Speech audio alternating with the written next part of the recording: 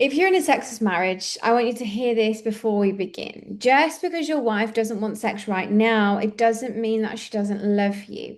It doesn't mean that you're unattractive, and it doesn't mean that you're failing as a husband. And it doesn't necessarily mean that your marriage is over. After working with many couples over the years, I've noticed that many husbands are focusing on the symptom, which is a lack of sex, instead of actually understanding what's happening beneath the surface. So, today I'm going to share the three things that could be impacting your wife's desire and one practical exercise that you can take away and try tonight to start shifting this in your relationship. So, the first one is she may not need more sex, she might just need more connection. One of the biggest mistakes I see men make is focusing all of their energy on getting sex back into the relationship. And now I understand why, because when sex disappears, it hurts. Like you feel rejected, you feel lonely, you miss the closeness, and you miss feeling desired. But many women don't experience desire the same way as men do. A lot of women, emotional connection comes before the physical connection. So if she doesn't feel seen, heard, understood, appreciated, or emotionally connected, her body is just going to shut down. And with a shut down body, that doesn't bring sex. So most women are actually sitting around thinking that they don't want their husband anymore. They're more so thinking, I don't feel connected, I don't feel understood, and I don't feel like anyone else sees what I'm going through. I've worked with countless women to understand who love their husbands deeply to understand, emotional connection comes so much more at the forefront than physical when there is a lot of other things in life, like the bills, the kids, the schedules, the groceries, responsibilities, and daily life. We just notice that the friendship has faded, the curiosity isn't present anymore, and the emotional intimacy has taken a bit of a back seat. And when that disappears, the physical intimacy often follows. So I want to ask you something. When was the last time you sat down with your wife and genuinely wanted to know how she is doing? Not to fix her, not to solve her problems, just to simply understand her. Because many women are craving emotional intimacy long before they're craving sexual intimacy. And so, an exercise that I want for you to try for the next 7 days is spending 10 minutes with your wife. No phones, no television, no distractions, no scrolling. Just simply asking these questions. What has been on your mind lately? What has felt hard for you recently? And what do you wish I could understand more about what you're feeling and going through right now? These three questions are going to help you understand her emotional internal world. And your job is not to fix anything, it's just to simply listen. You might be surprised by what she shares when she finally feels heard. When she allows herself to open her heart and come into vulnerability, that's going to bring the space for more emotion. Letting that go, and then her desire will be like, oh, whoa, I've been carrying this for so long, and now I've actually got somewhere for myself to feel.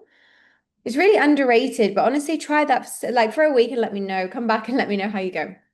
The second one is that her mental load may be switching off her desire. So this is probably one of the most common things I see in high achieving couples that I work with is that women aren't turned off by their husband. They're turned off by stress. They're exhausted and they're carrying the invisible weight of managing a household, the work, responsibilities, children, appointments, planning, all the do, and caring for everyone else. And so when a woman is constantly in her head, it's very difficult for her to drop into her body. Think about your own life. Like when you're stressed, when you're worried about 10 different things, when you're overwhelmed, how can you relax? And for women, the pleasure requires this relaxation and presence. Relaxation and presence creates space. Space creates more space for desire. But if her mind is constantly running through tomorrow's to-do list, she's probably going to struggle to access that desire, even if she loves you. And this isn't because there's something wrong with her. It's not because she doesn't care. It's just simply because her nervous system and her body may be overloaded. And I know that you probably take this personally and you're thinking like she doesn't want me, but the reality is she just doesn't have space for herself. And if she doesn't have space for herself, it's so difficult to create space for intimacy and connection with you. So, what we're going to do this week is take three things off her plate.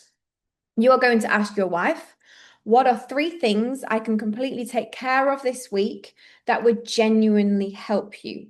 And then please do it. Don't just listen to her. You actually have to act on and do the thing without any reminders, without asking how, without expecting sex in return, just because you care and you want this, not because you're trying to get something. When women feel supported, she feels so much safer in her body. And when a woman feels safe, she can begin to relax. And the third one is a huge point that many couples get trapped in this cycle is like pressure kills the desire, but on the other side, the playfulness can create it. So the husband, you probably feel rejected because the sex isn't happening. And so naturally you'll start trying harder. You'll initiate more, you'll ask more, and you become more focused on sex. But from her perspective, she begins feeling pressure. And pressure is one of the fastest ways to kill desire. If this is your biggest takeaway, please take this away right now. Because desire thrives in freedom, not feeling guilty or not pressure or not obligation, just freedom.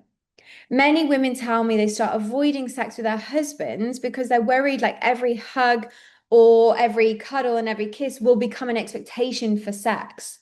And so over time, they pull away all forms of intimacy.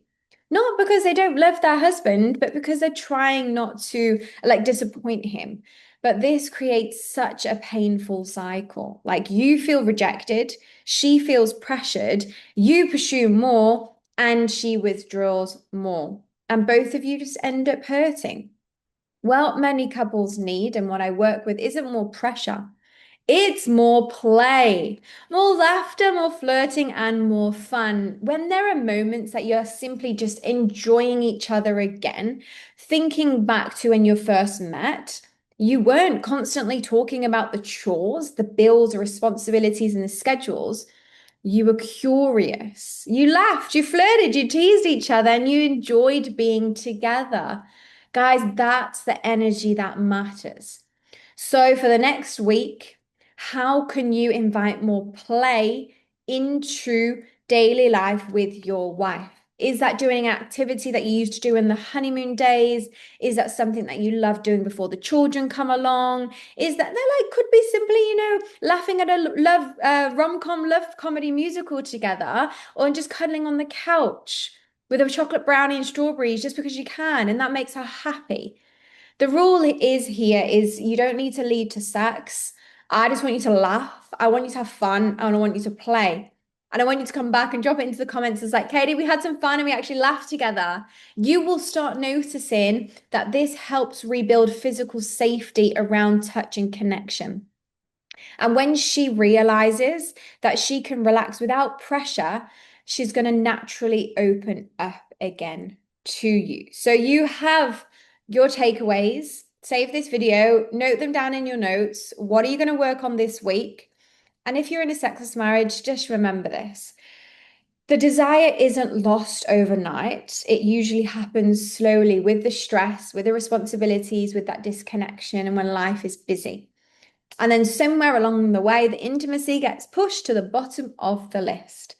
Gladly enough, I'm here to help you and support you to bring that back. Start by understanding her, start by listening, and start by supporting her. Because for many women, desire isn't something that needs to be forced. She just needs the right environment to grow in. So she's got a calm mind, a playful energy, and not feeling forced and expectations around sex. You're going to be that husband who's going to help her rise naturally so the natural connection can come back together. There is a lot of free resources below inside Patreon. You'll find more in-depth audios and support on actually what you need to do when she says, okay, I'm not in the mood and I'm too tired for this. Then if you do have more if you are navigating more uncomfortability in your relationship, feel free to book in a call with me. I would gladly support your journey. And yeah, just let me know which of these points really hit home for you the most and what you're going to work on and how this is going to help you moving forward. See you next time, guys.